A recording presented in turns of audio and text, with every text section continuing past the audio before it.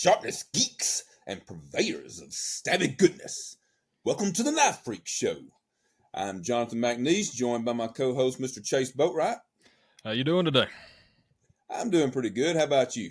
I can't complain. I've been working today. I took yesterday as Saturday, so I'm making Saturday my Friday, so, that stuff. That is one of the nice things about working for yourself. You can do that if you're not actually working 7 days a week, which happens way too often. Yeah, that but at the very least, I get 5 in, at the very least.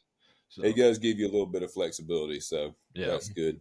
Yeah, I ran the machines a little bit. I ran a couple of pallets yesterday and a couple other small things, but I went hunting yesterday morning, so I didn't do a ton. But, I've mentioned before, I think that we're working 410s in the shop now, so it's technically, other than the shipping department, but other than that, so it's technically with my off day anyway. And then today I'm actually going to start some pallets as soon as we get done with the podcast. I've already got the machines warmed up, so anyway, that's the life of running a business. Yep. As soon as we get done here, I'm gonna head back out to the shop and keep going. So Yep. Wouldn't have it any other way though. No, I love it. So, but all right, what we got lined up for today for these fine knife freaks? Well, I was going, a couple things in the news, sort of. This week we had SHOT Show, or we didn't, but neither of us went. But no, SHOT Show happened this year on that. Yeah. Have you ever been to SHOT Show? I've never been to SHOT Show, and I've been wanting to go for a while. You haven't either, right? No. Yeah. No, never been further west than Texas. So but been to Vegas many times, but not for the old USN show, but not to SHOT Show. Yeah. Whenever you decide to do that, why don't you just go ahead and grab an extra badge? And, Hey, I'll stow away somewhere. I'll be honest with you, I'm not saying we are, but there's a fair chance we might attend SHOT. Well, I'd actually like to. At the very least, I want to attend, but I really like to set up and have a booth.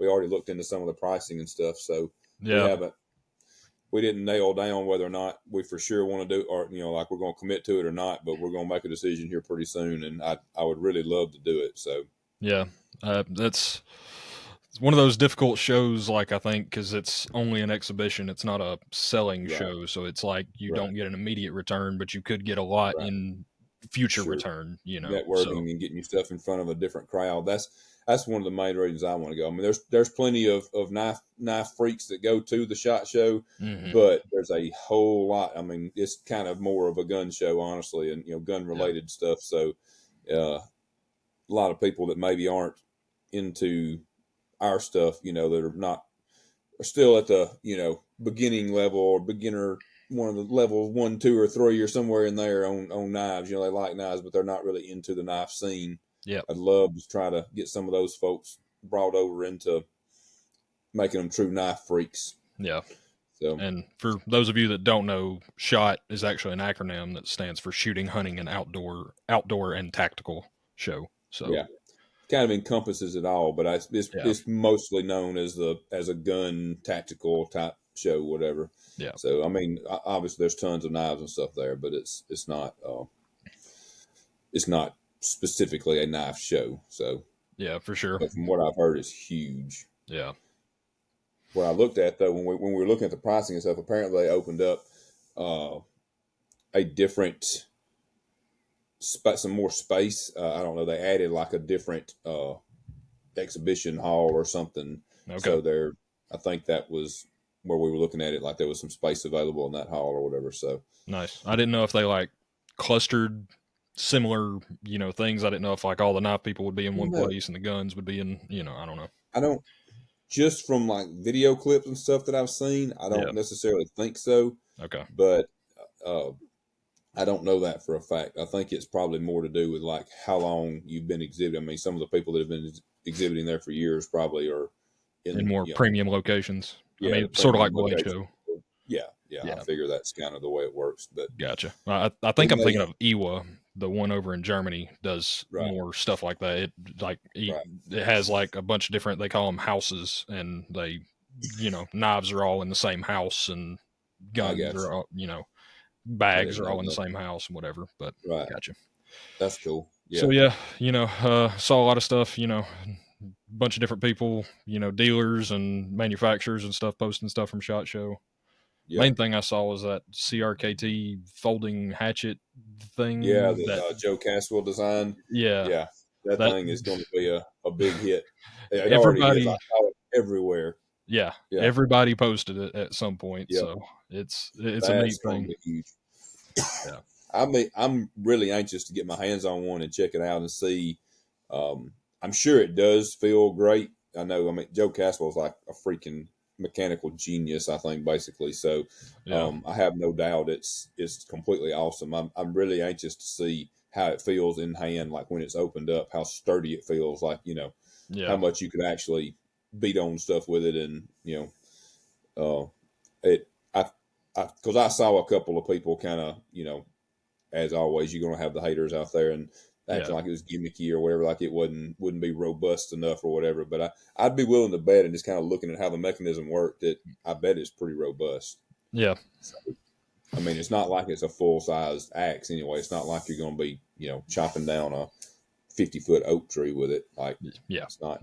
If you're carrying it in your pocket, chances are it's not for trees anyway. So yeah. I don't think it was technically an axe. I think it was more of a hawk or something of that nature. Yeah. More tactical. Other than stumbling through the woods in the dark on occasion, I've never really been attacked by trees. So yeah, I have been once or twice. They just jump out of nowhere and get you. Yeah, especially walking, like I said, through the woods at night or something. A limb slap you across the face, and it's like, God, I hate that. Briars are the worst for me. But if there's a briar in the woods, I will find it. I guarantee you that. But anyway. But I would agree that in the knife world, that was probably the most standout thing that I saw from SHOT Show. So, yeah, me too. The most unique. To be fair, I didn't see a lot of specific.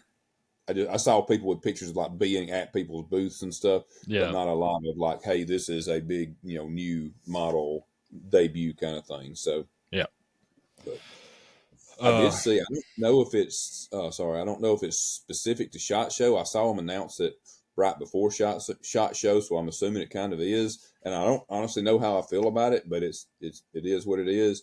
Saw that Magpul, the gun furniture company that makes magazines and furniture for ARs and stuff. Apparently, they've dabbled into the knife industry before, but they've just come out with a new knife, and they're teaming up with Blade HQ to. I don't know if they're exclusively going to sell it or what. It kind of looked like it, and it's from they're basically. What's the process called? It's MIM. What does that stand for? Metal injection molded. Yes, thank you. Okay. That was So because they basically their thing is injection molding with their magazines and stuff. It's just usually polymers. So they're into metal injection molding, and so they've got a folder that's made metal injection molding process. So that's interesting. That's something else I'd like to get in my hand, and actually, I'm not one to like want to get stuff and like beat on it and stress test it and stuff like that. Other people's stuff, just for the fun of it. But just for the curiosity of knowing going forward where maybe the industry is headed, or some different options that are out there, I would be really curious to see how those hold up to some lateral strength tests and stuff like that. If they're that may be great. It could even be better. Who knows? I don't know. I'm really curious to find out about that and see. On that note of metal injection molding, I did actually see that Chris Reeve has come out with a new pocket clip that's basically it's a milled clip, quote unquote, but it's a metal injection molded titanium clip. So really, instead of I haven't seen that. That's very interesting. Yeah, instead of their standard spring clip, but they're still going to offer the standard spring clip, from what I understand. But that'll be like an extra add-on option. That's very cool. Yeah. I'm going to have to do some research on that. So then do you know the difference between, I guess I kind of know the difference, but so there's a difference between metal injection molding and like 3D printing metal. Yeah. So basically the metal injection molding is essentially liquid metal that's being poured into a mold and formed into the object, whereas, from what I understand, essentially being liquefied or at least melted to the point that it, can be printed, and then it's printed. I mean, it's very similar. Just basically sounds like one kind of uses a mold and one doesn't. At least that's what it seems like to me. I'm not an expert on either one of them, but I mean sort of same thing. I don't necessarily know, but that's what I would surmise from my limited understanding of both processes. I'm very curious and very interested to see where the market goes or the industry goes over the next few years with some of these different techniques like that. And I don't know how I feel about it. Like on the one hand, like kind of want to embrace technology and, if it's a better way, especially if it provides a better quality product in the end, at the same time, like, it's feels a little weird getting away from the old ways or whatever. Of course, I mean, I guess the old ways are technically forging, and I don't forge, so I'm already kind of removed from the original process anyway. So but I mean, in both of our cases, even though we, as we've discussed, make knives in different ways, we're still both stock removal makers. We start with more material than we need, and we take away what we don't need till we have what we want. And so, with a certain amount of that's always involved, even in forging too. I mean, for the most part, I mean, there's going to be some filing, some grinding, I mean, even years and years ago, there was before grinders, they were filing and stuff like that to finish shaping and stuff. So additive versus subtractive manufacturing. So, and additive manufacturing has changed the game in a lot of stuff, in recent years. So I'm curious to see what it does to our industry. Yeah. But I didn't know about that Magpul thing. I'll have to check that out.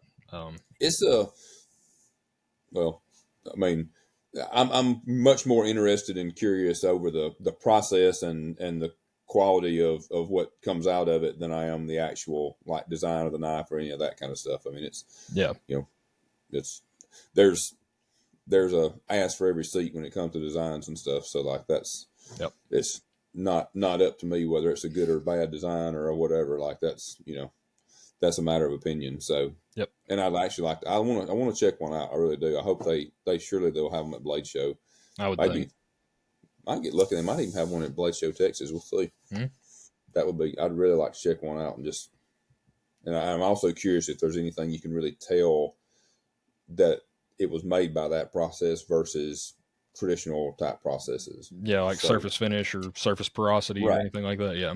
Right. I'm very curious if it's just kind of when you look at it, it's just a normal looking blade and like so the blade is additive as well. I was just thinking about the handle. No, I think the blade. As a matter of fact, I'm not sure if the handles are or not.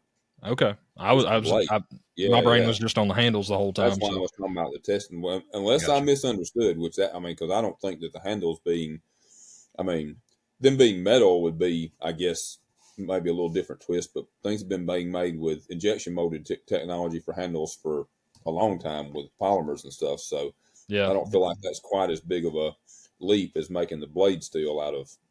I could be wrong, but I'm 99.9% sure because it was a like different name for the steel or whatever. Like it was a proprietary kind of thing, I believe, on the steel. So, that's why I'm tested it and stuff. The only other blade I ever know of that was like sort of it wasn't injection molded, but it was cast was David Boy did his dendritic cobalt blades. They were cast blades, so I guess sort of a something like that, but be interesting. Definitely see it. I'd like to get some more information on it. Maybe we can talk about it again at a later date. I'm sure somebody out there all the YouTubers will jump on it and be doing destruction testing and everything else. I'm sure. So I'm just curious to see what those are versus traditional stuff. So but anyway, on the note of guns crossing over with the knife world and that sort of stuff, I also saw that Chris Williams of Wilmot Grinders is teaming up with Bear Creek Arsenal to produce knives for them. And that's good.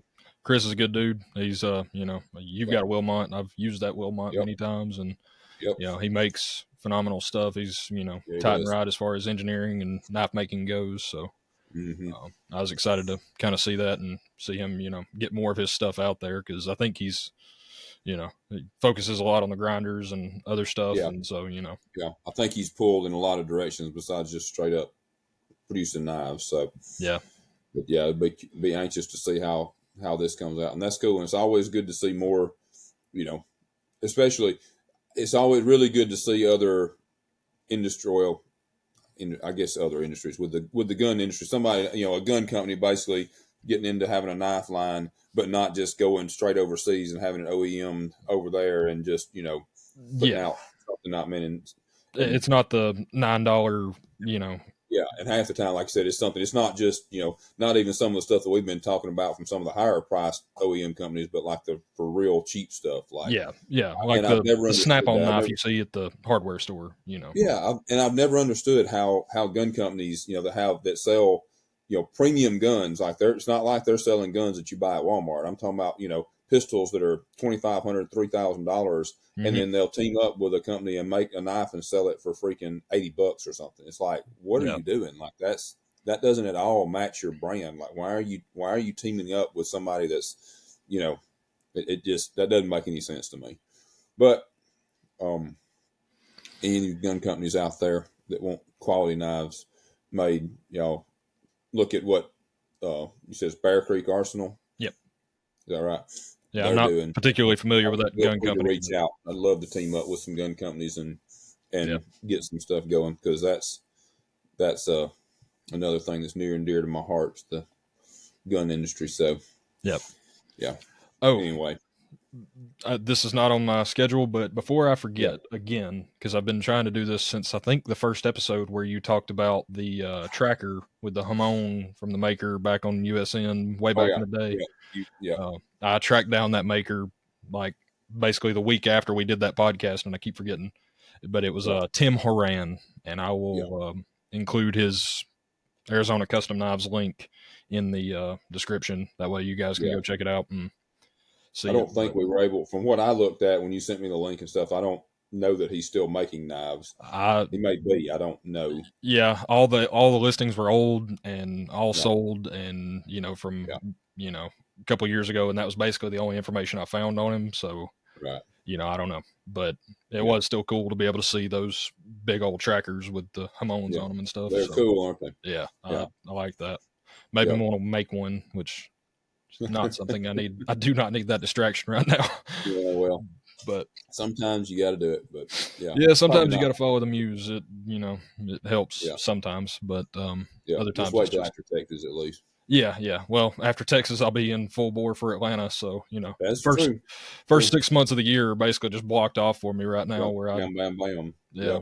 So that's kind of the way the whole year felt last year, and I guess it kind of will again this year too for us. Yeah. Like it's just, as we've added more shows and stuff. And that's what only thing that kind of gives me pause about SHOT Show and stuff. I'm like, when I was talking to Amy about it, I was like, that's like right out of the gate, and like we a lot of times we go to the mountains the week after, which we did this year, the week after New Year's, and so she's like, yeah, that'll probably knock that trip out. So we'll see. We might, if we have everything ready to go early enough, we could probably still squeeze it in and just come home from the mountains, head to Vegas. But anyway, lots of moving around. Yep. My last bit of news was something I also intended to include a couple episodes ago. Is that Alex Steingraber of Steingraber Performance Knives has also started a podcast. I think it's just on YouTube, and they do it as like a live show and then just post it to YouTube. It's him and another manufacturer up there. I can't remember his name exactly. I apologize. I follow him on Instagram now, but and last I checked, they hadn't named the podcast, but I think they have now, and I can't remember the name. But it's just, if you go to Alex Steingraber on YouTube, just go to his profile. They're all there. So just wanted to mention that. Very cool. Yep. Like to see other good people spreading information and putting their point of view out there and that kind of stuff. So sharing information. Yep. So, all right. Very good. Instead of doing a Freak of the Week this week, I wanted to kind of do a show and tell because mainly I'm excited about it. But I've always wanted a AK-47 bayonet, and now I have one. Oh, that's cool. And it actually came to me courtesy of my father-in-law, who just has things for no apparent reason, and he just we were talking. Cool people do. Yeah, we were talking about AK-47s in his shop, and just got on the knife subject because I was there, of course, and so he just gave it to me. But that is cool. Sometime from the 90s, possibly, or I think he got it in the 90s, so it's probably 80s. Right. And a little bit of research I did right before is it's a Type 1 AK-47 bayonet. Don't know what that entirely all entails, but I don't either. It's got a Bakelite handle, some sort of composite pins. This right here is a little button that actually actuates the mechanism for it to slide onto the rifle. You guys can see that little thing moving right there.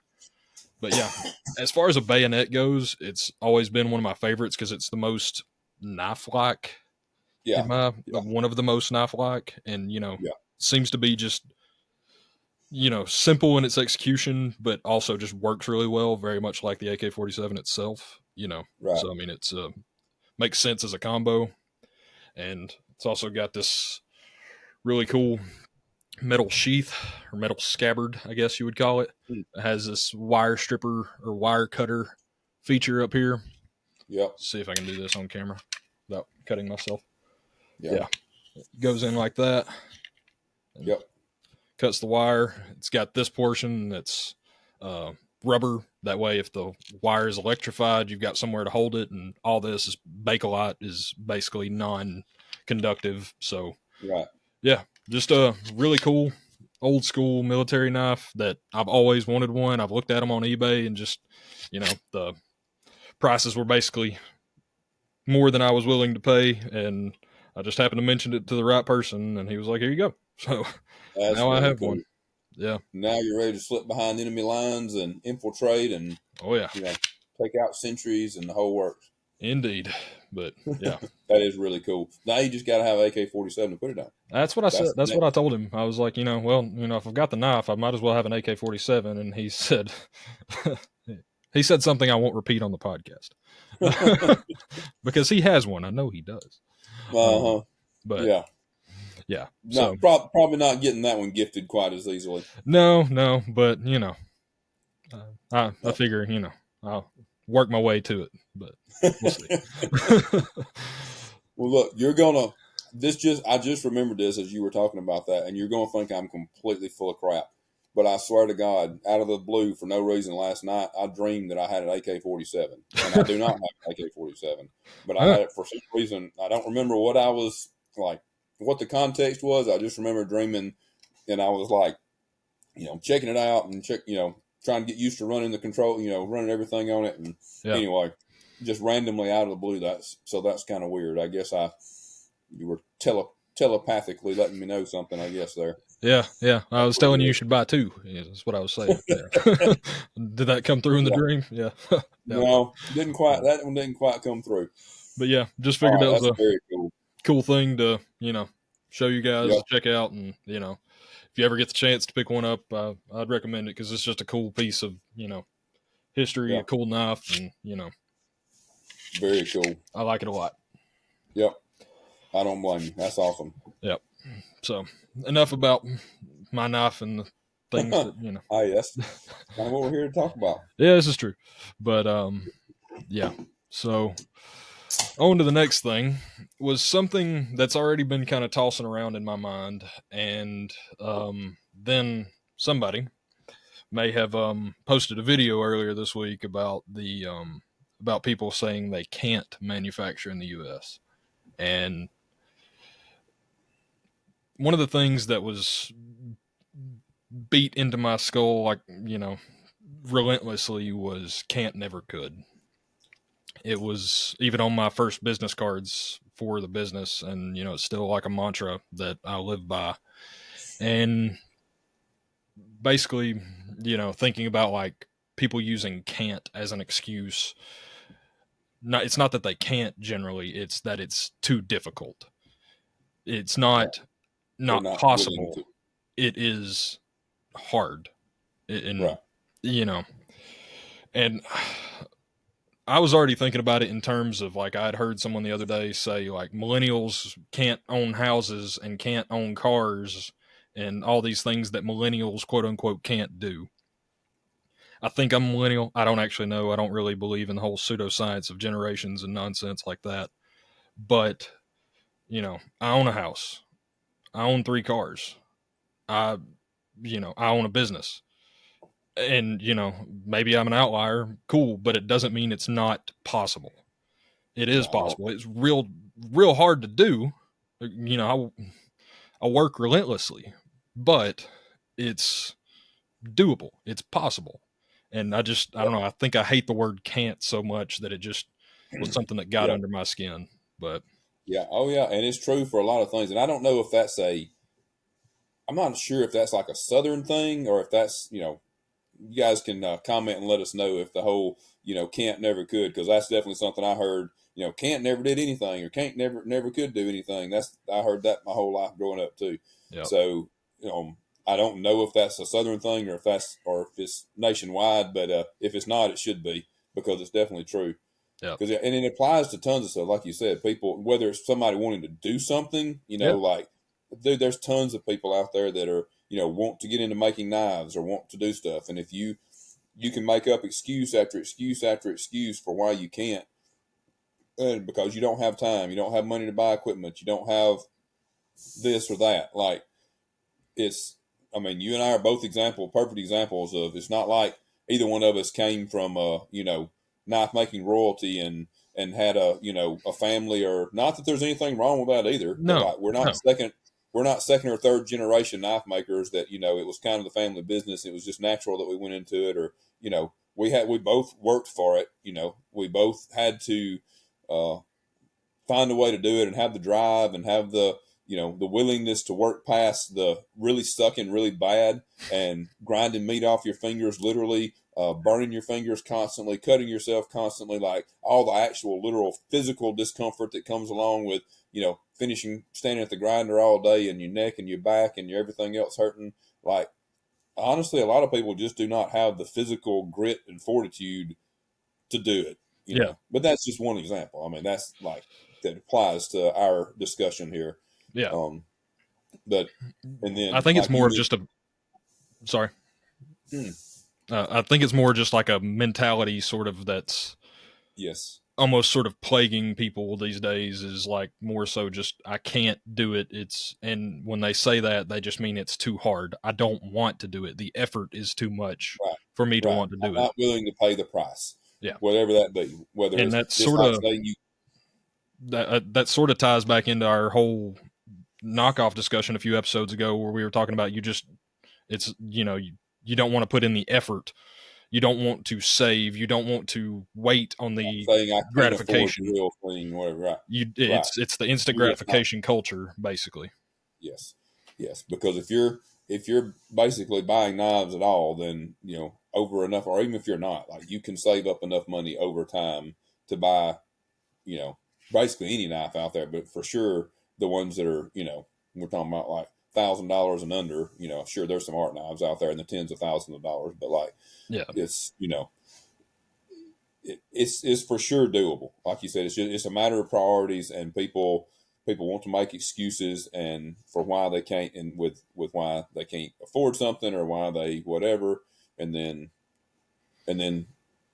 a few of those will go from just making excuses to bashing and saying it shouldn't cost so much. They get mad because they can't afford it, or because they have it in their heads that they can't afford it, and because they're not willing to afford it.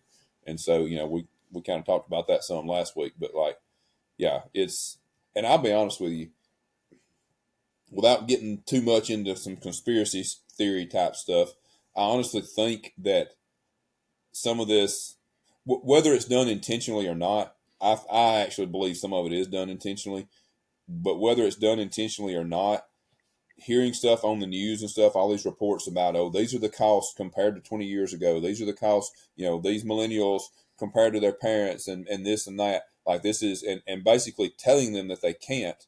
Mm-hmm. That, for a lot of people, for some people, it's like, oh, really? Watch me.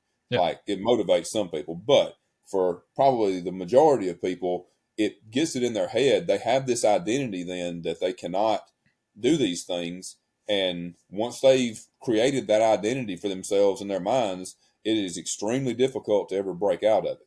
And so, like, whether it's intentional or not, and I believe some of it is, But all this stuff that you see in the news and in the everything else about, all these reports and comparisons and talking about how you can't, like that hurts a lot of people, because that they start to identify as somebody that can't, and then they could, but not if they can't break out of that identity and understand that it is possible. They just have to be willing to do certain things and make certain sacrifices and be patient and that kind of stuff. So yeah, that's why I don't pay attention to the whole millennial, Gen X, Gen Z. I don't give a shit.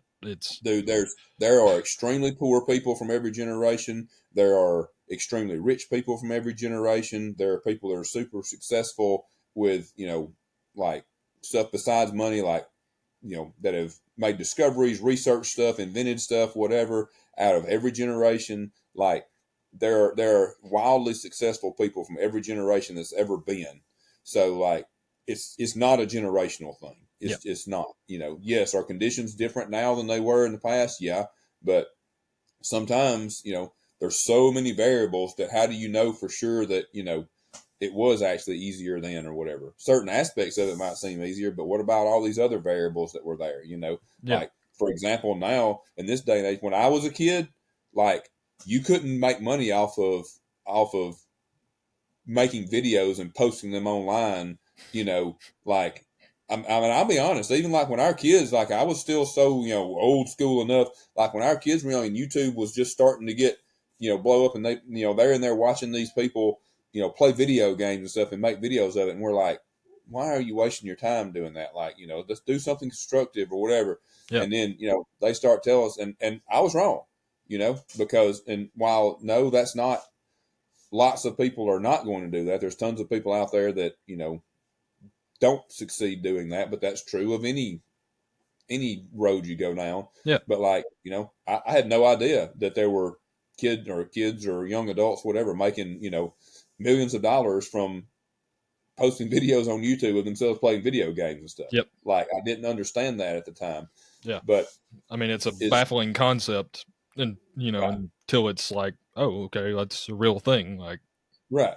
But my point is, while prices may have been lower, like when I was younger and stuff as a young adult, teenager and young adult, we also didn't have all the information at our fingertips. We didn't have the ability to, you couldn't go online and sell stuff. Yeah. There was no online. Yeah. Like if you wanted to like do something to make money, like you had to, cut grass or find somewhere to set up and have a lemonade stand or sell what, you know what I mean? Like there was nowhere available. There wasn't this online marketplace. Yeah. So in a lot of ways, it's easier now than it's ever been, despite what the economy is doing. In a lot of ways, it's easier now to do stuff and be successful because you have not just information at your fingertips, but you have reach. You have a platform. If you have the ability to get in front of people, which you didn't have then. Like, I mean, not without, I mean, it was completely, you had to physically get in front of people. Like, yeah. On a side note, there's a little kid that has a lemonade stand down my road, not necessarily the road I live on, but the road to the highway. And yeah, every time I see him out there, we stop and get a couple glasses of terrible lemonade. But I respect it. He's out there. It's like 98 degrees, and he's out there doing his thing. So I appreciate it, and I will give him as much support as I can give him. So right. That's awesome. But yeah, so anyway, that's kind of getting off on a different topic. But yes, I firmly believe that whether it's something you want to do, whether it's something you want to buy, whatever, like saying that you can't is basically just an excuse. Like it's, I mean, there's some things that are, where it does hold true. I mean, I can't play professional basketball. I don't have the physical abilities, even if I trained as hard as I could, to be able to be good enough to play professional basketball. Like that's just not in the cards. And never wanted to, but hey, it's fine. But as far as like limiting yourself in something you're already into, right?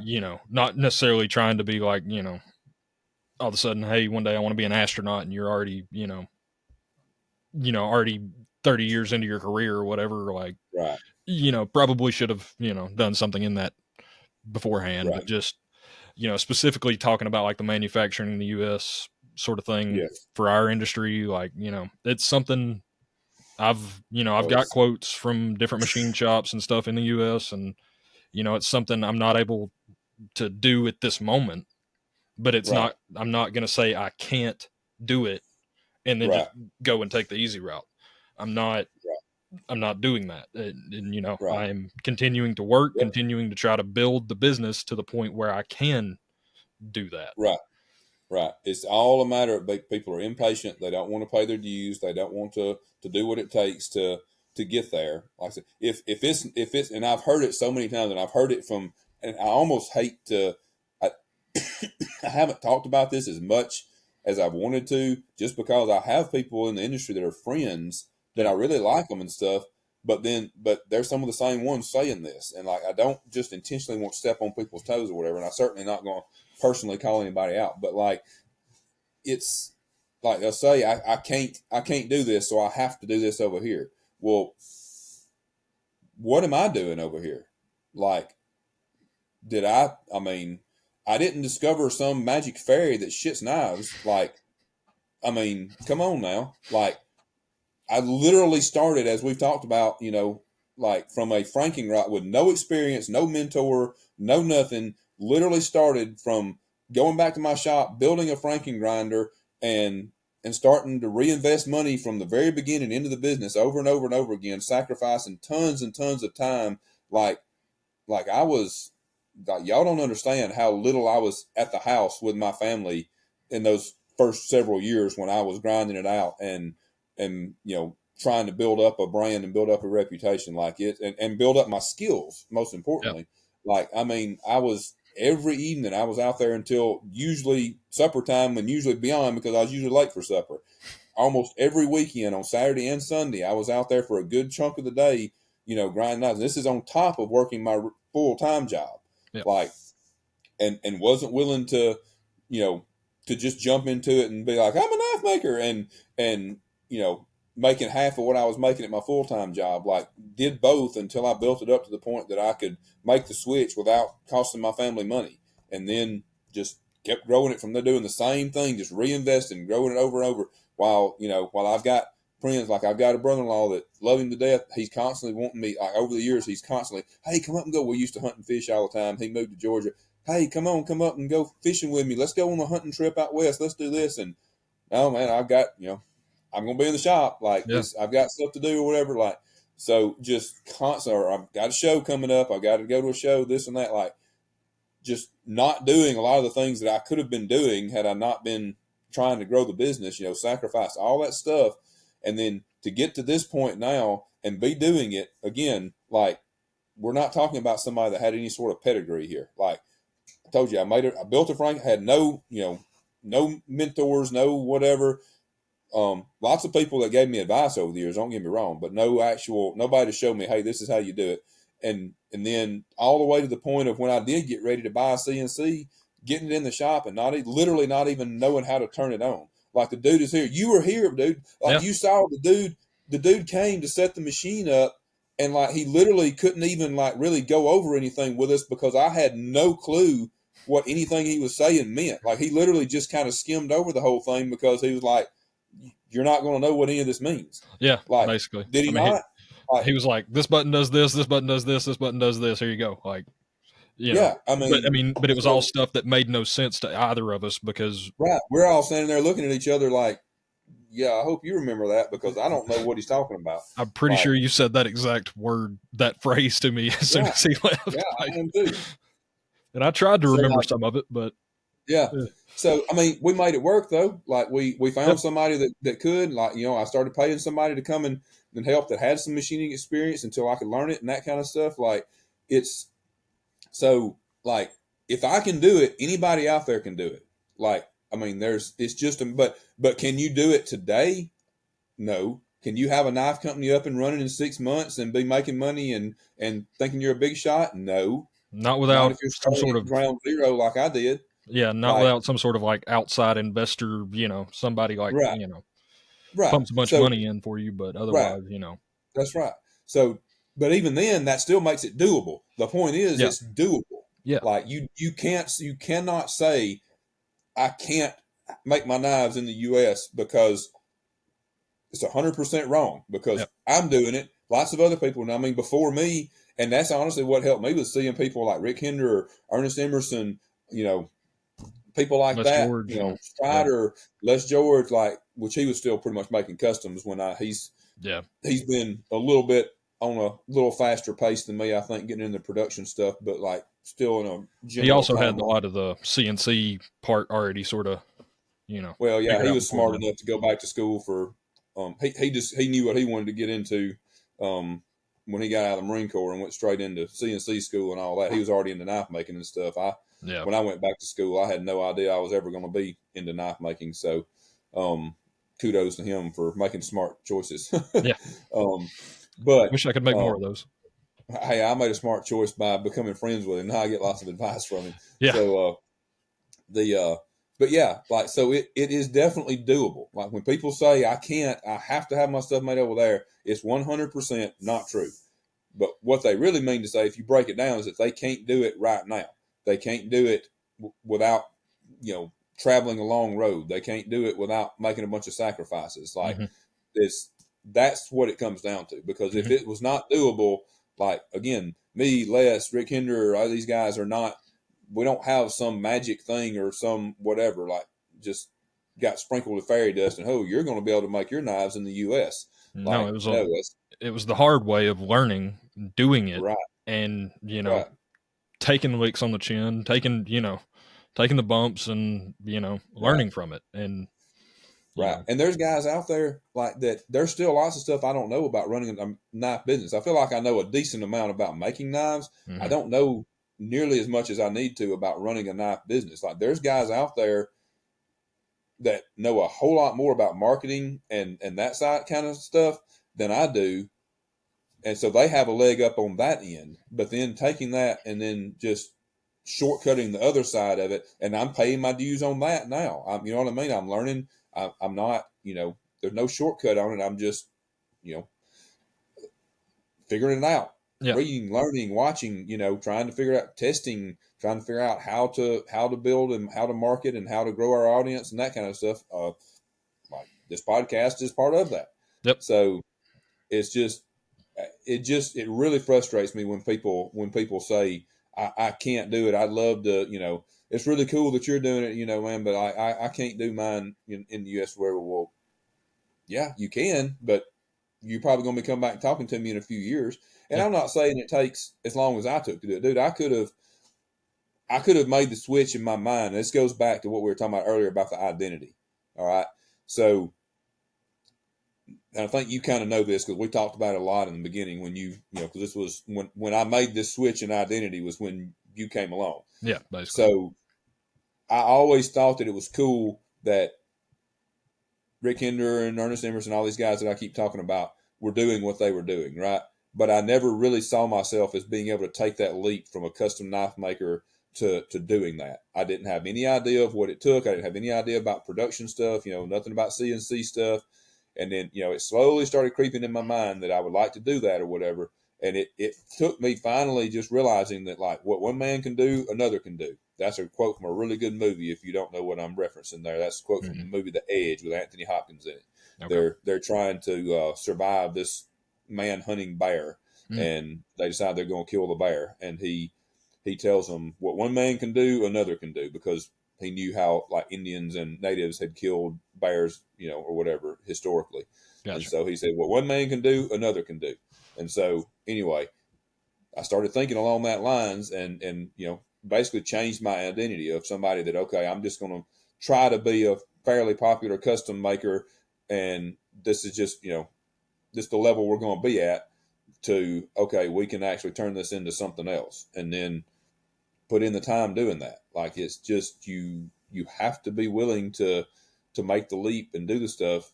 And it's very frustrating when Yeah, people claim I can't, when, like, we're sitting over here doing it. Yeah. Like, but the point I'll add a little off track. The point I was making with that is it took me a long time because I didn't make my mind up until I was years into being a custom maker to do it. But it wouldn't really take that. Like if I started immediately, like if I wanted to start a knife company now and I was starting from ground zero, like you wouldn't even necessarily have to start as a handmade custom maker. You could go, I mean, lots of people start with CNCs. Lots of people start their journey there. And like, then you're already, then it's just a matter of scaling up from there. So like, it doesn't mean it's going to take as long as it took me to get to this point. I mean, somebody might start out and get to this point within, 3 or 4 years or whatever. Like, it's just, are you going to be able to, what it is though, everybody wants to be able to finance, like they don't want to put any actual money out on the line and stuff, part of it, and the effort. Like, yeah, CNC costs money, but Haas CNC mill, like they offer financing. You can finance one. They're not that expensive when it comes down to it. So like, you can make the leap and get started and start reinvesting your money back into the company. It's just, I mean, it's not easy. It's not safe. It's it's scary. That's the part I think that really kind of gets people is it's not safe. It's taking a risk. It's, I mean, you send money overseas and, for the most part, you get a product, there may be whatever, specifications may be different than what you specifically ask for or whatever. They may be perfect, but, it's money, product. It's, there's no, there's no, what if I can't figure out how to do this? Yeah. Like somebody else has already figured it out. You're depending on them to do it. Like that, a lot of the risk is eliminated. I mean, sure, there's still, with any business venture, there's still risk involved. Yeah. But the more you do it like this, the riskier it is for sure. And that kind of brings me back a little bit to last week's discussion about pricing and stuff. That's another factor that people do not take into consideration when they're just looking at cost of materials and stuff. Like, even if you look at all the actual overhead, which I guarantee you, like I said last time, people would literally, like, they would choke if they knew the actual overhead it costs to, the breakdown of what it costs to make a knife when you consider all the actual physical costs. Yep. But then also, what is living your life every single day, taking huge giant risks, like living with that stress? What is that worth? Like, you take somebody, if I went to a casino and I had saved up $100,000 and I went to a casino and I bet all that $100,000 and I 10x'd it, say I bet that $100,000 and I won $1 million. Like, would you say that, like, would anybody say that I didn't deserve that or whatever? Like, like, no, dude had the balls to go lay down $100,000. Yeah. Like, he won, now he's rich or whatever. Now he's got all that money. Yeah. Like, it's like, there's a lot to be said for all the stress and everything that goes along with being willing to take risks. And that's what, again, there's a certain amount of that goes with any business. Yeah. So when I'm talking about this and the pricing and stuff, I'm not really talking about, like, sorry, OEM versus whatever, just in general, when people are looking at pricing for businesses, like, they're not factoring in anything to do with, that person's daily life. If you, there's a whole lot of reason, I forget what the percentage is, but like a huge percentage of businesses do not make it, like a lot of, and so like in across all industries. Yeah. One of the reasons for that is because a lot of people cannot tolerate the risk and everything and the stress that comes along with what it takes to do that. So, it's tough. I mean, it's tough to live out on a limb, basically, and right, try to balance every day. Like, and people completely discount that. When they're, not everybody, but the people that are, again, it's only the people that the vocal minority can't afford it that are saying that anyway. But there are a lot of factors to look at when you're looking at, why somebody's charging what they do for a product. And there's a certain amount to be said for that. And experience, experience is another big one. Like, okay, yeah, it may take me X amount of time and X dollars to make a knife right now. but how many years did I work to get to the point that I could make a knife of that quality in that amount of time? Mm-hmm. Like how many years did I put in to get the experience to do that? How much time did I put in training employees to be able to replicate that? Yep.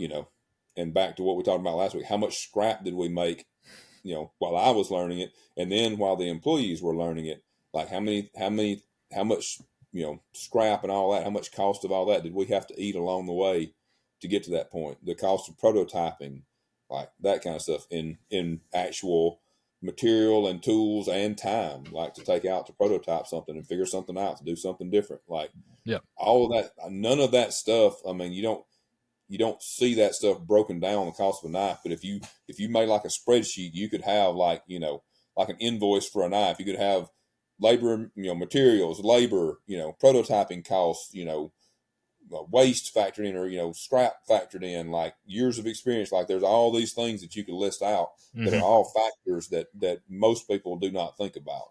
Yeah, so, and the product has to cover all of those costs. I mean, and enough to be able to still have enough money to live off of, and for everybody to live off of, all your employees, all the people, all the vendors that you're paying to, and then they're paying their employees and stuff, which is why their costs are what they are. Yep.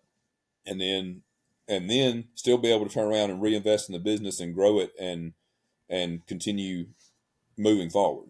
So anyway, I won't take us too much farther down that rabbit hole, but so basically, can't, never could. It's just a way of saying I can't right now, so therefore it's too difficult for me to do ever. And it's an excuse. It's not being willing to pay the price and make the sacrifices. Yep. So with that, where are the Sodbusters at? Sodbusters? Yeah. Or rather, when are they coming back? Oh, I don't know. Okay. That was a question. They are not. I got you. But I intentionally didn't include it on your end. Oh, okay. Yeah, you wanted to get me spur of the moment there. So I'll tell you that honestly, I was intending for a while. I thought the front flipper Sodbuster was going to be the next new model that we did. Mm-hmm. But then I did a kind of poll a while back where I asked a question on favorite opening mechanisms, and front flippers and flippers in general were way behind thumb stud or thumb hole openers. And so just based off of that, I decided not to go with the Sodbuster.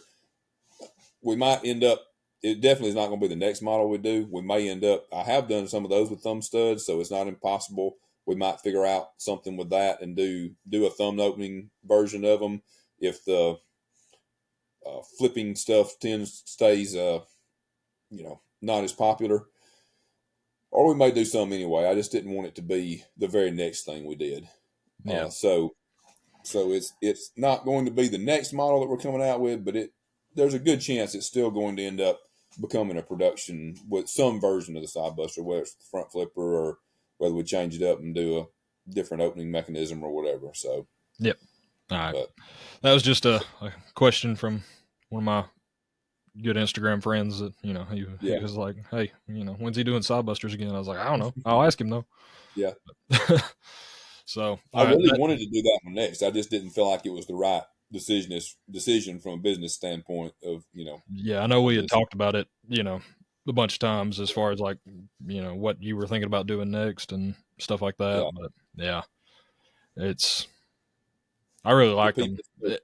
I liked them more as in the front flipper variation because it kind of stayed more to the, traditional aesthetic. Right. But Me too. Once you put the thumb stud on, I think I preferred like the Tangent over that because it had sort of a similar profile lines, or, sort of a, but I agree.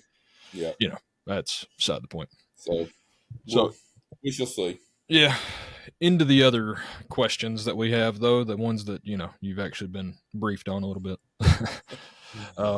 What is your favorite part of the making process? Designing, grinding, finishing, etc. Could be cool to hear both of you talk about this, considering y'all make stuff in different ways. And that's from Sam Didio, as is the first question and the next question. I just got them all from Sam this week. So, well, hey, that'll work. Lots of questions. Why don't you take that one first, since you surprised me with the last one? All right. Honestly, probably design.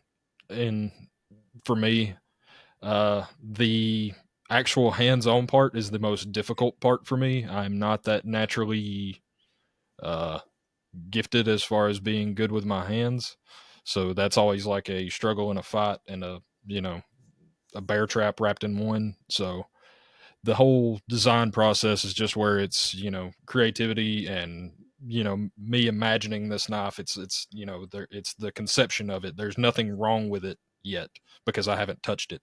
So it's just a pure image in my mind that I'm trying to make come out on the paper. And so that's probably my favorite part. As far as like the actual process, to give like sort of a real answer,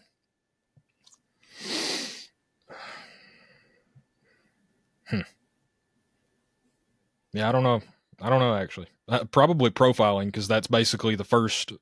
I used to equate it to like a first look when you're getting married. That's the first time you see the thing that you've thought about. So like it's once you get that profile a done, bar of steel or whatever, like it's like you can actually see the physical thing. Like, yeah. So that sort of ties back to the design part. It's like the first chance you get to see it being actualized. Yeah. But yeah. So what about you? Sense.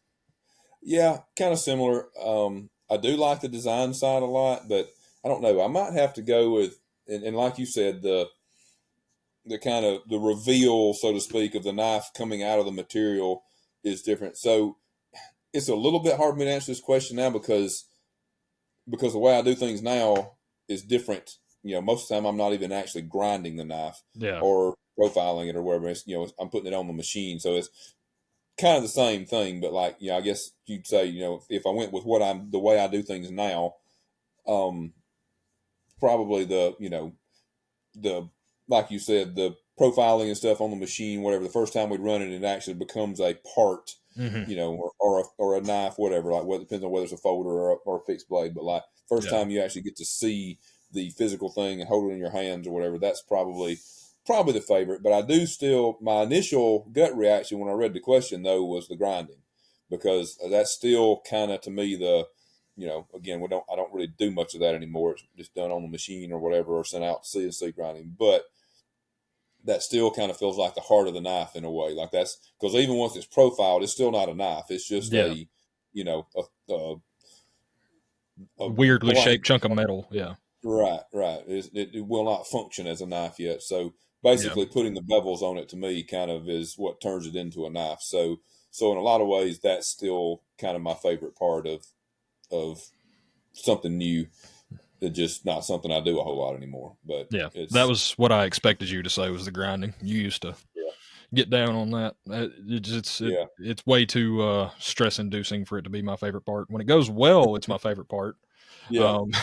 But sometimes it goes way off the rails and quickly. Well, so all that scrap we were talking about earlier. That happens for me too. So messes up, you try again. Yep. I don't generate as much scrap, but it is a lot more heartbreaking to screw up one, I think, in my case, than it is to screw up just one of yours. Possibly. Yeah, the only problem is a lot of times it's not just one that gets screwed up. Because that's what I was, like when you do 12 blades on a pallet and you run a pallet, it something can happen to just one, like a part. I mean, a tool can break or something weird can happen on one. But more often than not, it's all 12 of them. So this is true. It kind of, it still sucks times 12 then. So all right. So moving on to the next one. Sam wanted to know about our knife collections and also what we are carrying for the day. And as far as knife collections, he said we didn't have to like go into the whole deal. Like, we don't need to bring them all out and show them on camera, but like, just, in general, what do you have? What kind of interesting stuff do you have? Yeah. To be honest with you, I don't have a really extensive cool knife collection. I've got a few cool pieces. I've got some of my stuff stuck back, like some prototypes and stuff that I stuck back. and kept. So those are special to me, not necessarily because they're that great, but just because they were prototypes or whatever. But and I have a few others that mean, like I've got one that back when me and Leon Ma were doing, I was making his designs or whatever, collaborating with him. Like I've got one of those that I made him and I each one to keep. So I've got like one of those stuck back. And that was the Warrior. I believe that was on the Warrior. Yeah. Yep. And then I don't have I really need to get into finding some of the stuff that I've had on that stuff always gets pushed to the back burner. Like I've got stuff I want to get. I just always find a reason not to buy it yet. It's not that I can't, but I find a reason to put it off and not do it yet. I do have actually I've got it right here in my desk drawer. I have a pretty cool, I don't know what year this was from, but it's an older Hinder 3-inch XM18. Oh, yeah. I got it through Steel Flame. They were doing back when they used to do, you see it's got the Steel Flame Crusader clip on it, and it's got the Crusader. I see it. Yeah. Laser engraving on it. So this was, they used to do I believe it was on the USN forum. I know it was on the USN forum. Steel Flame would do, like, yearly, they would do I forget what they called it, but they would do a drop where they would basically drop stuff randomly all throughout the day, and it would usually be at like stupid discounted prices, like just super like generous. It's kind of like they're giving back kind of deal.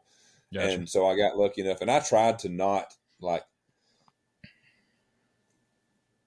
I never wanted to like take advantage of their generosity and stuff. So I've always tried to support them. They are super generous people, but I typically didn't join in on that too much, but I did that one. That Hinder came along at the right time, and I mean, somebody was going to buy it for the price they were selling it for, regardless. So it's not like I wasn't hurting them in any way. So I know I kind of have a weird kind of.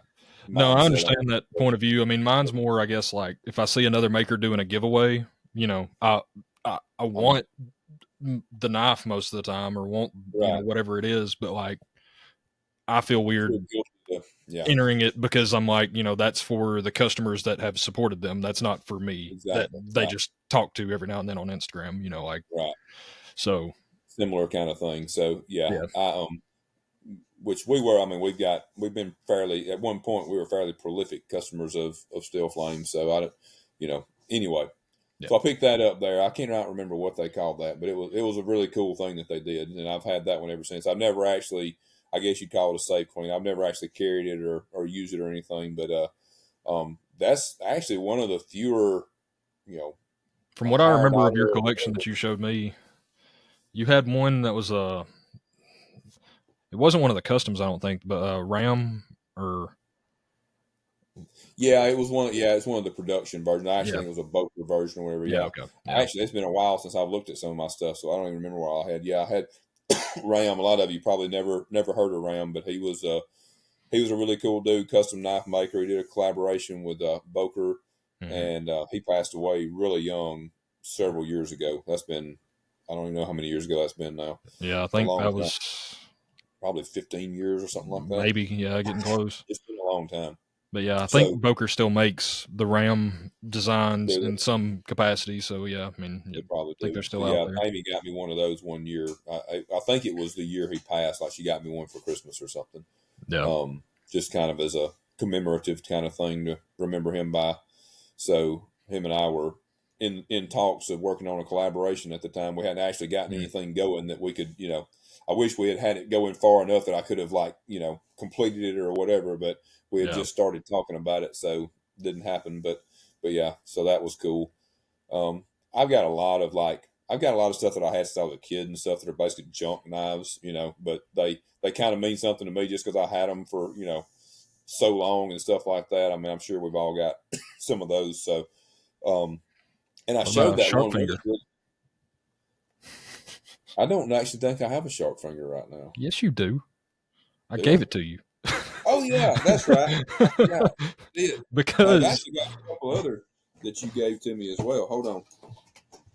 I've got one that you gave to me. Yeah, Right most here. of his recent knife acquisitions, I think, have come from me. But Yeah, because I'm like, again, I get really. I did buy. I don't have it on me, but I've got the box in here. I bought one of Tactile Knife Company's Rangers, their slip joint the other day. That's actually the most recent knife that I bought for myself. I really just wanted to. I liked it a lot. I liked them. I wanted to check it out, so I got it. But yeah, this is one that actually that Chase made for me. Oh yeah, I forgot about that. Yeah, well, really cool. Yeah, the camera's not going to do it justice. Damascus, really cool. Remind me which model this is? That's the Fjord. Fjord, yep. Yeah. Super cool. He gifted me that a while back. Really cool. I think that was your birthday of some year. Yeah. That I shall not mention. Oh, here's another one. Sorry, I'm not going to keep going too long with this. This is actually probably the first custom knife that I bought. Oh, yeah. Come on, camera. This was made by a gentleman named G.L. Drew. So it's just a cool little fixed blade. I think the sheath was as much what drew me to it as anything. We were up there, and speaking of the mountains, we were up there in Sevierville one year, and they had a knife show going on, and we went to it. I don't remember what the name it was. It was like the Great Smoky Mountains Custom Knife Show or something. I don't know. Yeah, I was into making knives at the time, and of course I had something of mine on me, and that was half the reason I wanted to go to the show was to try to get some advice and feedback and stuff. And I stopped and talked to that gentleman, and he gave me a couple of things some feedback on my knife that I showed him, and I ended up buying that little fixed blade off of him. Again, I've never carried it or anything like that. I thought it was cool. I think that was the first knife show that I ever went to, if I remember correctly. So that was kind of a commemorative of my first knife show. So yep. And then real quickly, and I'll be done. I showed this the other day, but that buck crosslock. Oh yeah.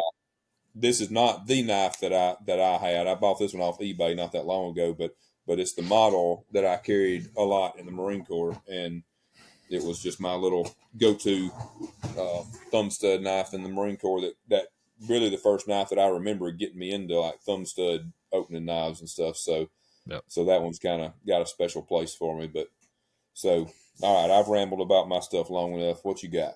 All right. I'm kind of all over the place. I mean, I've got a, fair amount of, just CRKTs and Kershaws and stuff like that I still carry. And, most of the time these days I'm carrying either one of my folders or a Spyderco, and I'll usually carry one of my fixed blades with it, just since I've got into carrying fixed blades, I basically carry one every day. That was basically like whenever I made my first fixed blade, I put it on my belt, and since then I basically carried a fixed blade every day. So, got a few, I like to, when I can, get fixed blades from other makers because they're generally cheaper, and I like fixed blades, so it's not a problem. But I like to get fixed blades from other makers, and I'll generally carry one of my folders. Got some Spydercos. I've got a Delica, a Dragonfly, a PM2 that I'm actually carrying today. I got one of those too. I didn't even think to name all that stuff. But yeah. I don't have a whole lot of custom. I've got 2 custom folders, 2.5. the Mac 2 3-inch that I have is hand ground by Jonathan, so sort of a half custom and half pre-made parts, I guess. And then I got a Walter Wells little custom folder in my Carta and an Aaron Frederick SMK. But I don't have like a whole huge knife collection as far as like a bunch of premium stuff, I guess. I've got a bunch of stuff, but it's not, most of it's cheaper stuff, and that's kind of where my wheelhouse lies as far as stuff I like is, stuff I can just beat on and not, I like the design, so that's good enough. So, well, I think honestly that you and I both, some of it goes into the fact that what we were talking about earlier, where we could both buy more knives and more expensive knives and stuff, but we're always reinvesting money into our business and stuff. Like, it's hard for me to justify buying a knife just because I want it. Now, like if it's something that I'm wanting to, not copy, but if it's something I'm wanting to try to like learn something from it or whatever, or check out, example of somebody's work or whatever, like I can kind of justify that in my mind. But otherwise, it's like, okay, is this a frivolous expense? Could I spend this money better on something that we need for the shop or whatever? So, and I know you're doing the same thing. That for sure the way I was up to this point. Yeah. So, I mean, there's been a few knives that I've purchased for the reasons of checking them out so I could kind of learn from them. Like, I showed you that Wilson Techline little survival knife. It's the Pack Light, I think is what it's called. Yeah, those are on my list to get. Yeah. He's a guy I want to talk about at some point, but it's basically like a little baby tiny 2-inch blade, but 4 or 5 inch handle survival knife, like hollow handle, everything, all made in the U.S. and just neat thing, basically. Right. I love those. Really cool. When I was a kid, I used to just strap a cheap, crappy, those $10 flea market survival knife to me and a BB gun, and I was off for the day. Whatever I wanted to go do that day, I could do with those two things, or at least until I broke something or hurt something. But but yeah, in addition to the PM2, I always carry a oh geez, now I've killed the microphone. Talking about tearing stuff up. There you go. Yep. I always carry a Swiss Army knife with me. I'm a Swiss Army knife fanatic. That's a tinker that I put different scales on, and then I've got my Modal Art prototype fixed blade. So, like I said, I generally carry a fixed blade. I generally carry a modern folder, and then I always carry a Swiss Army knife at the very least. So, that's what I'm carrying, sort of my knife collection as it stands. So, yep, very cool. It's kind of cool how like I said, I've never been necessarily a collector of like trying to go get all of the newest things by certain makers or whatever. It's more stuff that has like, I end up collecting stuff that has like sentimental value for some reason or whatever. And I sort of mentioned this, like I did a shop tour series, I guess, because Instagram wouldn't let me post the full video. But I've got a cabinet in my shop where I keep like a old Camillus Navy Mark II that was my great granddad's, and I've got an Ontario Jet Pilot survival knife. I've got a Buck 119 special along with a Buck 110, just sort of like a little bit of history in a cabinet sort of thing. Like I like to collect little sets like that, and it's not usually anything new or prestigious that the YouTubers are talking about. It's just whatever I want to do. So I think too, like I've always had, it's not that I don't want other people's stuff, because I do. It's just, I've always been, and some of it's just that do it yourself kind of mindset. Like, again, I'm not going to see something somebody else has made that I really like and go try to make a version of it. But it kind of like inspires me to want to make something new or cool or whatever for myself. You know what I mean? It might not be anything like what they made, or it might be in the same, it might be a recurve, and that might be the only thing that's the same about it that I saw on somebody else's, but it kind of sparks that, okay, yeah, that's super cool, and I really like that. Let me see what I can do myself, and do with it. Yeah. I think that's some of the reason I don't collect more stuff than I do as well, and probably you too.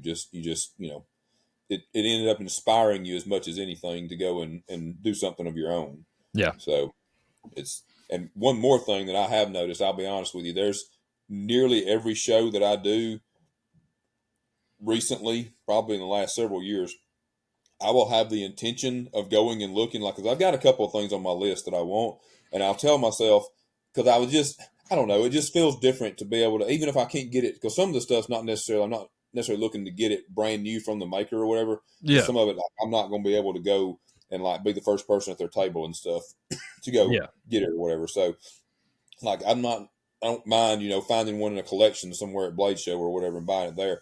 So I'll always tell myself, it just seems cooler to buy it in person, even if it's from just a dealer or a collector that's there or whatever.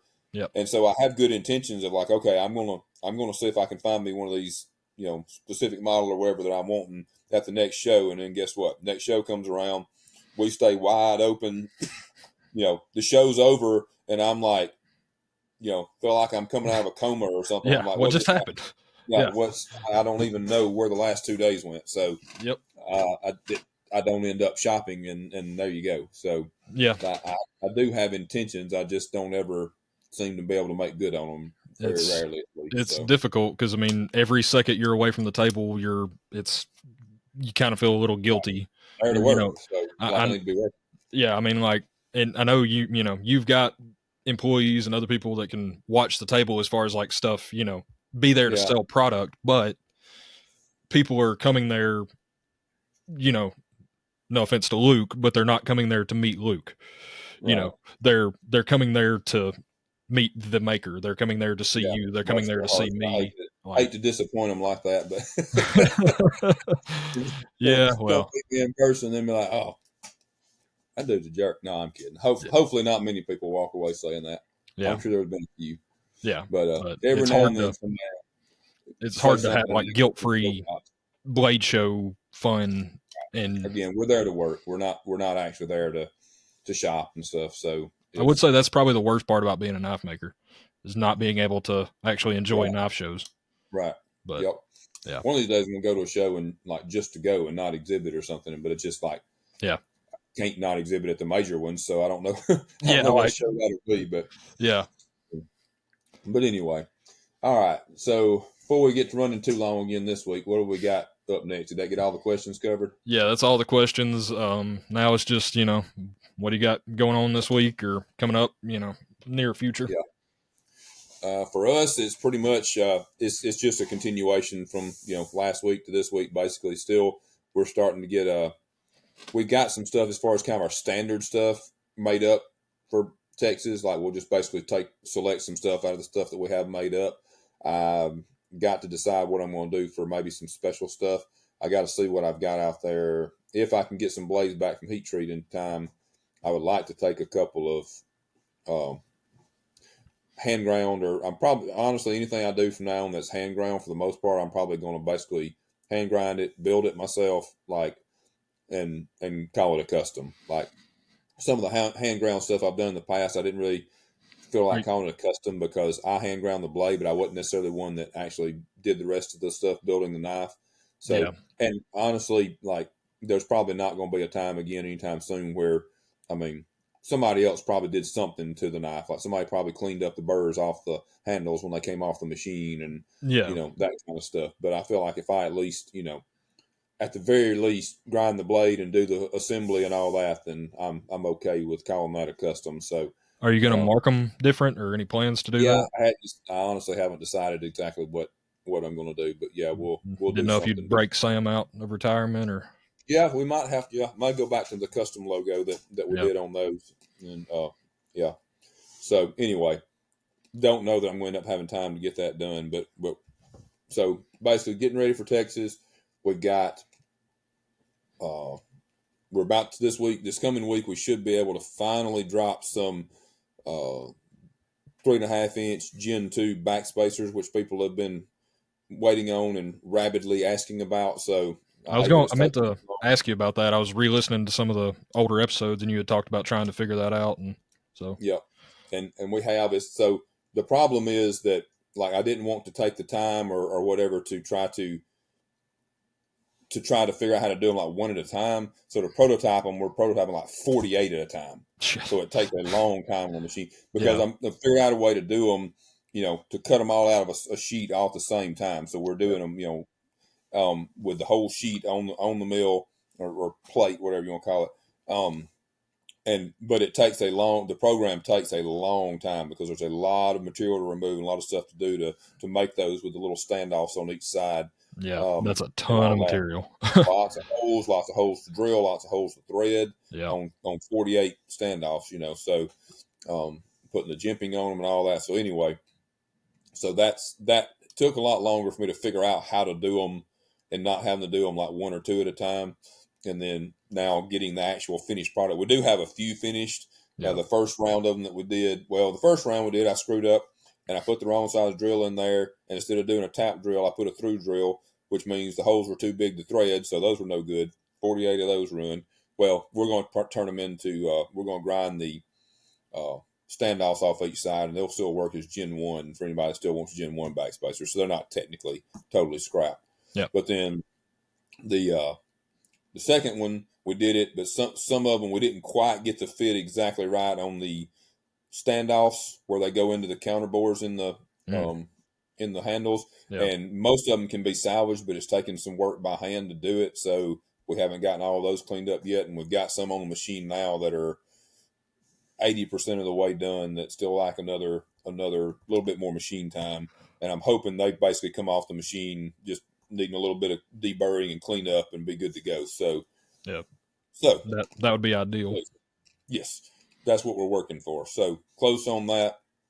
That's another fairly big thing. We're running spear points and some more tantos at the moment on the machines. We're building some spear points and some drop points at the moment.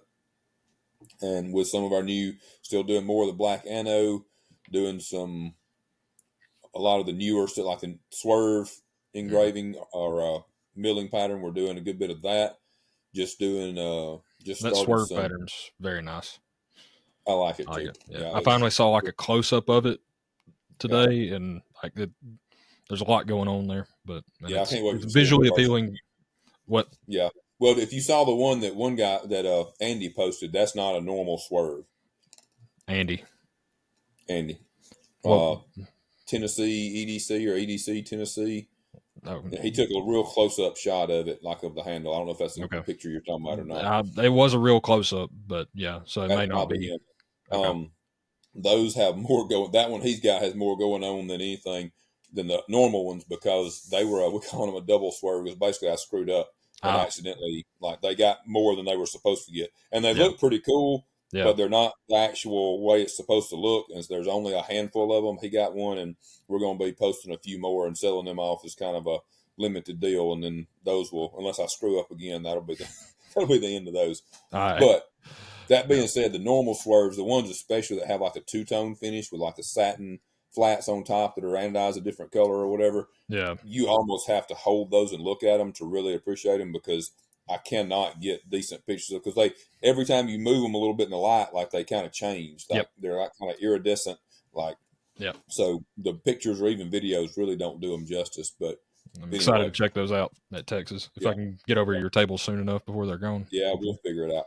So anyway, doing that, and we're just running. My last thing is we just started running some more speed hole handles, which we haven't done in a while. Yeah. So I'm anxious to get some of those out there. We've never done very many of them, but those are kind of a throwback to. I did a lot of speed holes on my custom stuff back in the days, so glad to get back to doing some of those. I think they're going to look really cool. And we may even play with some of the two-tone finish stuff on those and do some highlights in the holes or something like that. So that'd be cool. Yeah. So what do you got going on? A lot of the same. I'm still just plugging away on I've rebranded my anniversary sets, and they are no longer sets; they are fleets because they are groups of boats, and that makes sense. That made me chuckle. So, on fleet number 4 was a set of S110. The blade steel was S110V, and I sent you a picture earlier this week where I actually melted the. That made me cringe. Melted or burned the tip of the blade off of the fixed blade. So, I had to kind of restart. That's actually what I was working on before I came up here for this. I got those, the new blades are crew wear, and so I got those cut out and surface ground and profiled, and I was getting close to wrapping them up to put them into normalized for heat treat. So that's my goal for today is get that done and get that back on track. I also did another, speaking of speed holes, doing speed holes in a folder for the first time. Cool. Actually, customer requested it, so I didn't realize you'd never done that. Yeah, no, that's cool. I did it once on a fixed blade. Okay. Way back, I was still in your shop probably first year or so, and but otherwise I've never, I don't know. Once it got to, I can put 2 holes in something and it looks fine, but once you get to 3 holes, you got to be real precise and, spacing and, top to bottom. It's weird too, because you can't just draw, most of our handles and stuff are not straight. So you can't just draw a straight line and put evenly spaced holes on that line. Yep. They technically have to be like off center, but they have to match like the handle as far as where they fall on the curves of the handle. Like it's kind of hard to explain, but like, there's definitely some kind of like artistic expression that has to go on there to kind of make them look the way that so they actually flow with the design. Yeah. So, and I, did my best. The guy who I'm building a knife for seemed excited about it. I sent him a picture of it, and so, cool. it's coming out pretty cool. I gotta, do a few more things to it and get it ready to go. I'm still gotta finish cutting the lock bar and, grind the blade and a bunch of stuff like that. But, I wanted to go ahead and get the, before I completely committed to setting the lock and everything in this set of frames, I was like, okay, let's get that part out of the way and, kind of work ourselves up. In case you mess it up, you don't have all that other work into it. Yep. Yeah. Basically. I understand. Yeah. That's very cool. Yeah, I'm anxious to see that then. Yeah. And otherwise, I cut a bunch of lock bars this week because that involved, me sitting in a single place and the heater being on me when it was like 12 that degrees. Was a good call. So that's probably a good call. I sat at the mill and just cranked the handle back and forth for a day basically and cut all the lock bars for the Fleet series. So yeah, that's very cool. Basically what I got going on.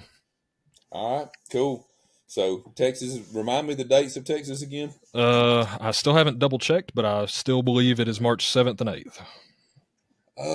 March 7th and 8th. Okay. Yeah, that's good. Did you just have a panic attack? That's a huge relief. I still had it in my head that because it was in February last year. Yeah, it was in February last year. So I still I've got actually a little more time than I thought I did. Yeah. At first I thought when you said 7th and 8th, I was thinking, oh my God, that's really good. Yeah, no, if it was the 7th and 8th, I wouldn't be here talking. I'd have to be just out there until the 7th or 8th. I think you're right. I'm pretty sure you're right about that, and I'm glad I asked you to remind me because I still had February stuck in my head from last year, so I might actually get a 1 or 2 hand ground. We'll see. No promises, but all right, cool. Well, so and on that note about Texas, let's go ahead and remind everybody where we're going to be. So, what's your table number? My table number is 10K. So 10K. All 10K. Right, I like that. Yeah, that's got a nice ring to it. So. And you said you're neighbors with who? Oh, I know one of my neighbors is Caleb White. He's another maker that I really like, and I got to meet him at the Nashville Custom Show, and really good maker. But that'd be cool. So you guys head over there to 10K, and then whatever Caleb's table is, and check those out. Whatever comes before K. Yeah. There you go. Baby J, F-K, somewhere in there. Is it right? H-I-J-K. J. Yeah. Okay. Yeah. Total, I swear I know the alphabet. I swear I do too. I just got to say it in sequence. It's a little different when you're on the spot and knowing people are listening. Might need to edit that out, but I'm fine with people knowing I'm ditzy sometimes. All right, so we are at booth 309. We're in a cluster there with some really good company. We're going to be I believe we're going to be shoulder to shoulder with Doug from Attention to Detail Mercantile. And then I know Bradford Knives, I think, is one of the ones behind us. And I can't remember who else is behind us. Oh, Peter Carey. Yeah, Peter Carey. Really good custom maker. So, we're in a cool little quad there. So, excited about that. I'm looking forward to that. This will be our first year in a booth at Texas. So, I'm looking forward to that. So, guys, please, I said it in the last couple of episodes, but if you are not sure yet about coming to Texas, then I highly recommend it. It's a good show. It's a lot of fun. We look forward to seeing everybody. So, those of you that are coming, we'll see you there. And I guess that about wraps it up for this week. So, we will be back next week to burn your ears a little more.